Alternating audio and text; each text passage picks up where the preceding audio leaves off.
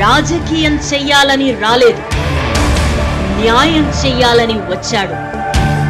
గాయం మాన్పాలని వచ్చాడు. ఆంధ్రదేశపు అంధకారాన్ని తరిమి కొట్టాలని తరలి వచ్చాడు. పేద ధనిక అంతరాల్ని అంతమొందించాలని కదం తొక్కాడు. ఓటమిని జయించేందుకు కూటమిని కూడగట్టాడు. ధన బలం కన్నా జనబలం గొప్పదని నమ్మిన జనసేనాని జనవాణి విన్నాడు, నేనున్నానన్నాడు.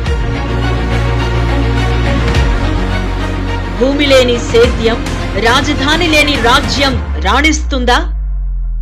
ప్రగతి లేని పథకం భవిష్యత్తుని రచిస్తుందా?